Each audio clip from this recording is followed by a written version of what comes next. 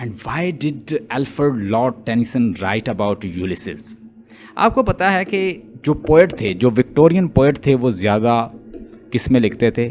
Poetry करते थे dramatic monologue में। और ड्रामेटिक मोनोलॉग में जो सबसे ज़्यादा प्रोमिनेंट था वो राइटर कौन था? Robert browning. कौन था? वो भी विक्टोरियन पोएट है। हम उसको भी पढ़ेंगे, उसका भी कुछ शामिल करेंगे ताकि आपको कुछ आइडिया हो जाए।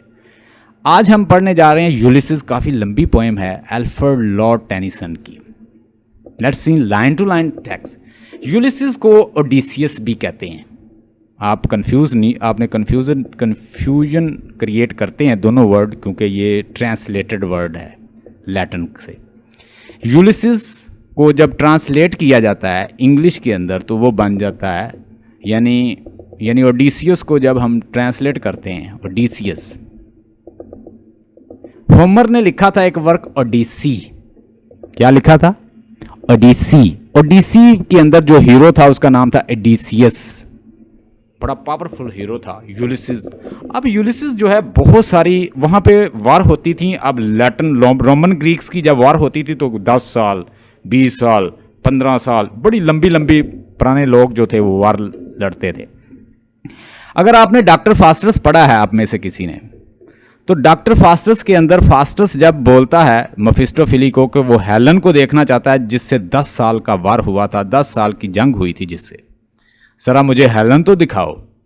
तो जैसे ही वो हेलन का फेस उसके सामने करता है, लेकर आता है, तो हेलन को देके कहता है was that the face that launched thousands of ship and burned the topless tower of Helium? Sweet Helen, make me immortal with a single kiss. He says, is this a Helen? Same Helen from this Helen, people fought for 10 years and the great towers of Helium, they were destroyed. And Spartans and Troy, they fought for 10 years.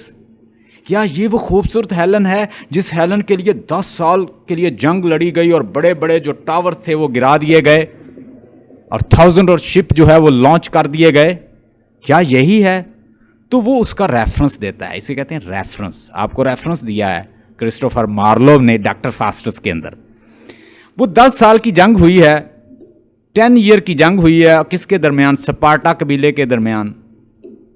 और दूसरा कबीला कौन था? Troy.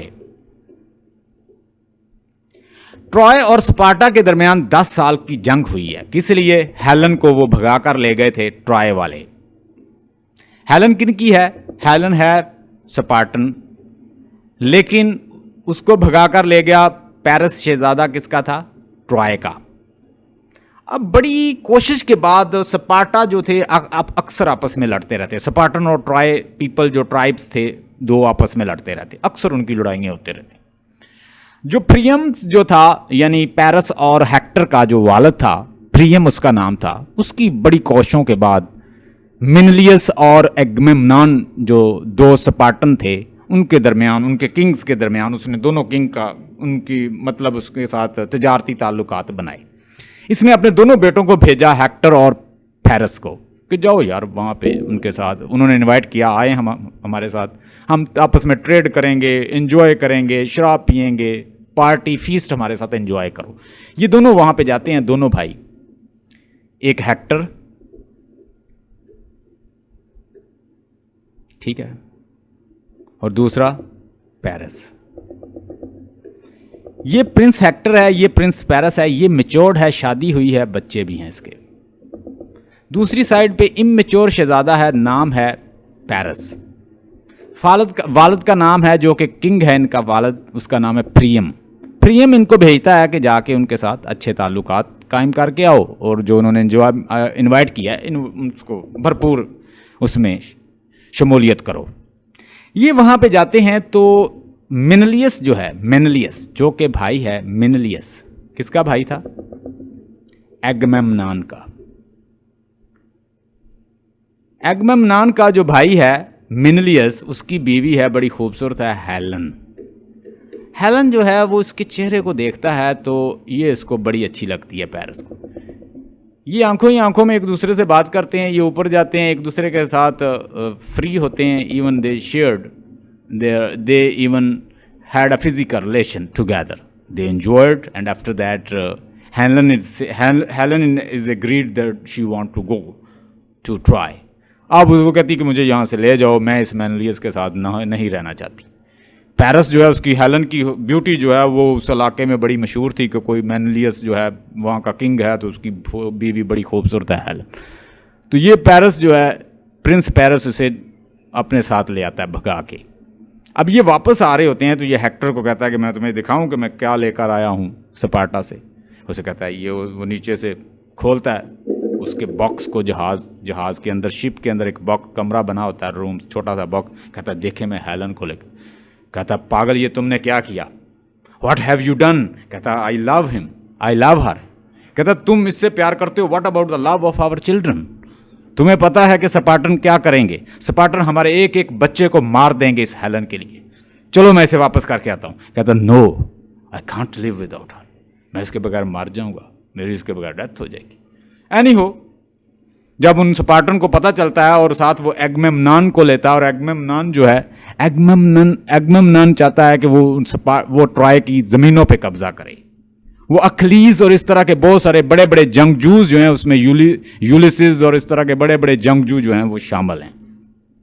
वो सारे जंगजू हैं लड़ने के लिए अब जाते हैं और अल्टीमेटली वो शिकस्त देते हैं ट्रॉय को, और उसमें अखलीज जो है वो मारा जाता है। ये फिर वापस आते हैं, एगमेम्नान वापस आता है। इसके ऊपर एस्किलस ने लिखा है, इसके ऊपर होमर ने लिखा है, इसके ऊपर वर्जिल ने कुछ डिस्कशन की है, इस तरह बहुत सारे राइटर्स हैं उन्होंने लिखा है। अब ये यूलिसिस जो है ये 10 साल की जंग के बाद वापस आया है और वो बोर हो गया और काफ़ी बूढ़ा हो गया है, और वो यूलिसिस चाहता है, ओडिसियस ये चाहता है जो उसने इतनी जंगें लड़ी हैं, उसे अच्छा नहीं लगता, उसे एक किंग बना दिया गया है अपने इलाके का, और उसके फैसले कर रहा है। कहता है मैं बहुत बोर होता हूँ इन अनएजुकेटेड लोगों को, अनरिफाइंड और अनथैम्ड अनकल्चर्ड लोगों के दरमियान रहना और इनके साथ डिस्कशन करना और इनको रेगुलेट करना, इनके लिए कानून बनाना। कहता है ये मुझे बड़ी बोरिंग सी लाइफ लगती है, मेरी लाइफ बड़ी वाइब्रेंट थी। मेरी लाइफ, क्योंकि जो बंदा ट्रैवल करता है ना उसकी लाइफ और होती है, उसे नए नए लोग मिलते हैं, नए नई लाइफ मिलती है, नए पीपल मिलते हैं, और उसमें फन होता है, एन्जॉयमेंट होता है, साथ फाइटर होते थे, और वो उस लाइफ को ही अब अच्छा समझता है। मतलब कि वो जो लाइफ उसे मिल गई है कि वो अपनी आग की भट्टी के सामने बैठा हुआ है, हर्थ के सामने, और कहता है कि ये कोई फन की लाइफ नहीं है, इसके अंदर कोई फन नहीं है। तो यूलिसिस जो है ये एक ड्रामेटिक एक मोनोलॉग है। इस तरह के मोनोलॉग जो है रॉबर्ट ब्राउनिंग लिखा करता था, लेकिन अल्फ्रेड लॉर्ड टेनिसन ने एक बड़ा ज़बरदस्त यूलिसिस एक हीरो लिया, प्रोटैगनिस्ट लिया, और वो प्रोटैगनिस्ट वही ओडिसियस है। वो उसने अपनी उसके माइंड का एनालिसिस दिया है।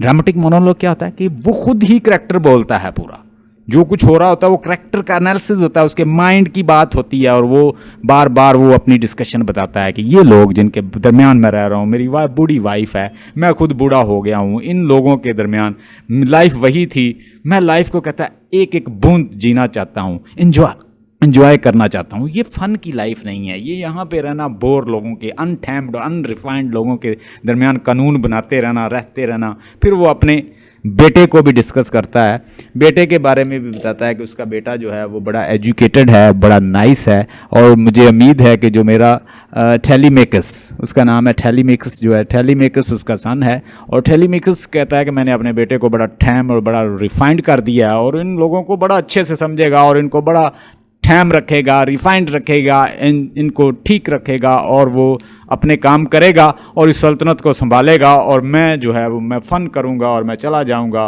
मतलब कि मैं कुछ ना कुछ यहाँ दे कर जाऊँगा, अगर मेरी जितनी ज़िंदगी पड़ी है, अगर मैं यहाँ नहीं भी रहता इस सल्तनत में, अथाका के अंदर, तो अथाका के बाद भी जो है अथाका जो है ऐसे ही सल्तनत जो है ये रूल होती रहेगी, मेरा बेटा इसको चलाएगा। अथाका एक प्लेस है जहाँ पे वो आया है 10 साल के बाद, और वो जंग उसने लड़ ली है, जीत ली है। उस जंग को घर आते आते उसे 10 साल लग गए, यानी वो इतनी दूर कहीं लड़ने गया हुआ था। यूलिसिस वापस आया है 10 ईयर एक जंग लड़कर, रोमन और ग्रीक्स के दरमियान एक जंग चल रही थी। रोमन ग्रीक्स डिफरेंट ट्राइब्स थे और ये अक्सर आपस में लड़ते रहते। ठीक है, होमर ने लिखा, एस्किलस ने इनके बारे में लिखा, सोफोक्ली ने लिखा, यूरोप